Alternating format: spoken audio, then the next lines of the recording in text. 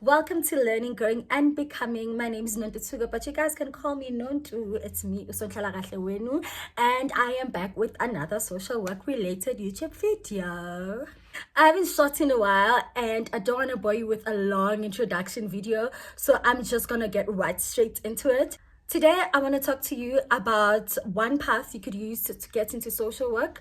I've mentioned it in one of my previous videos, but today I'll be dwelling a little bit more into it, and it is the Social Auxiliary Worker Certificate.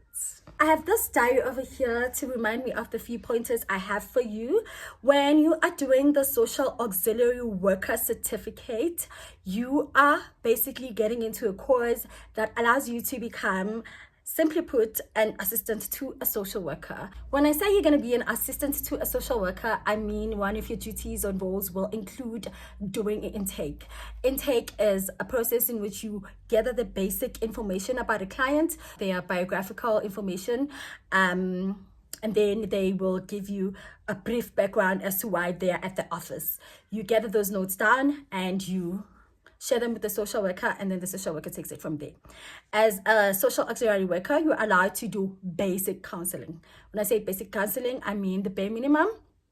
In the meantime, because the clients do come to you first, so they open up to you first. You can't just allow them to share their stories and then leave them like that and say, okay, fine, cool, the social worker will attend to you. No, you are allowed to do the basic counseling there on the spot, and then you let them know that you are going to be referring their case to a social worker who will be taking it from there.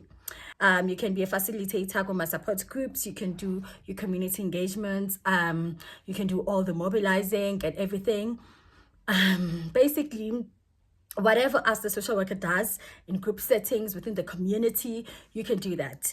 You are also responsible for the referrals and all admin work that is related to whatever social worker duties the social worker has. As a social auxiliary worker, you do not work independently. You strictly have to work under the supervision of a social worker. You refer every case you get to the social worker. You get guidance as to how to move with certain referrals from the social worker. The requirements to become a social auxiliary worker are quite similar to the requirements of becoming a social worker. You are required to be registered with the SSP, which is the South African Council for Social Service Professions. Yes, I forget it at times. South African Council for Social Service Professions. You have to be registered during the time in which you're studying. So you register as a social auxiliary worker student. I've explained in the previous videos why it's important to be registered with the regulatory board. So yes, you have to be registered as a student firstly, and then once you're qualified and you've received your certificate, you have to be registered as a social auxiliary worker under the SSP to be able to practice and be recognized as a qualified social auxiliary worker. Are required to do your practicals.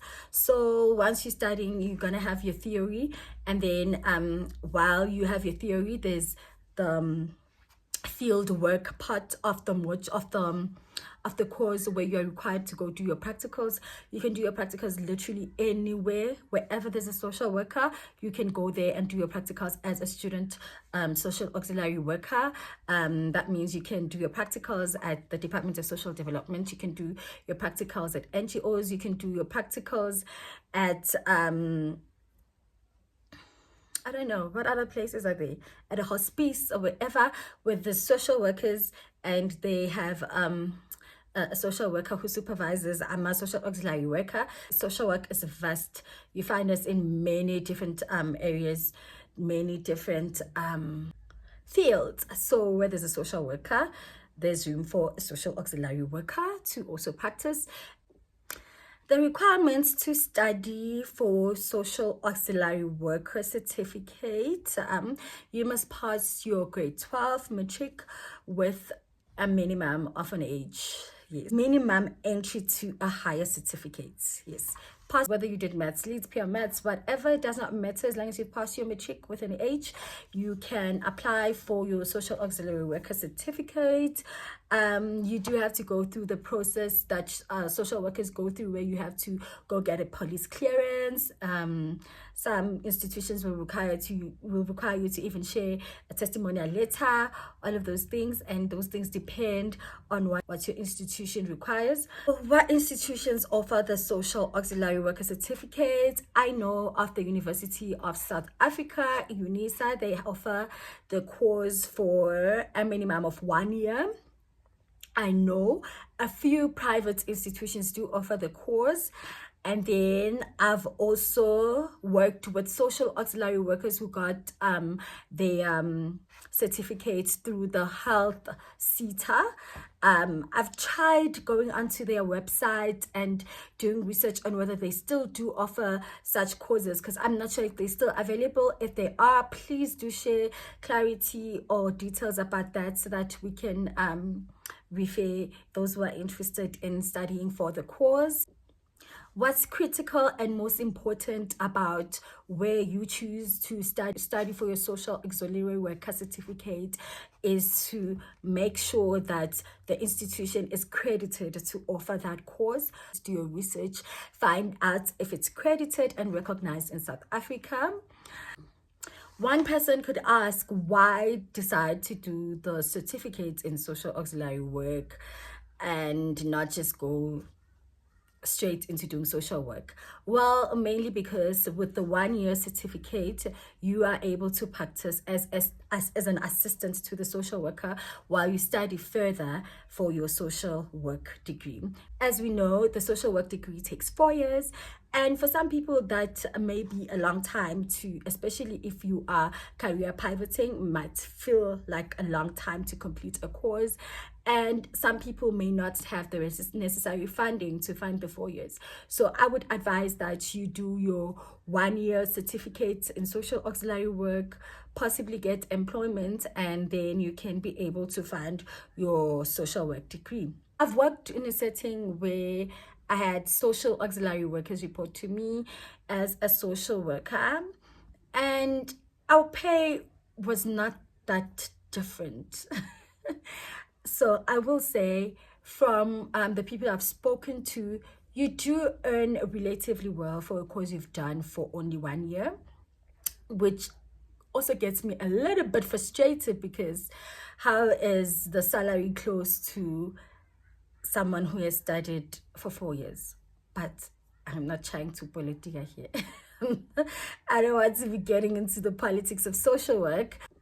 My experience as a social worker, working with social auxiliary workers, I had an amazing team of social auxiliary workers, extremely active, and they really do make the work of a social worker relatively lighter, because our cases do get overwhelming.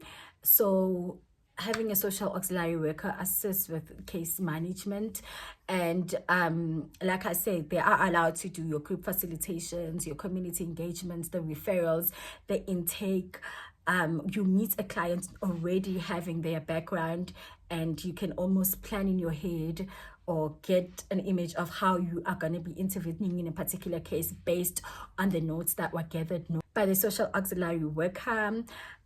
If you have a high caseload and you have to be doing group facilitations or community engagement, or you have to go do a campaign at a school or whatever, and you see that your schedule is a bit uptight, you can always have your social auxiliary worker do that part of a community engagement. If you are a social worker and you're in a team that allows you to have a social auxiliary worker, you are quite fortunate, if I should put it like that.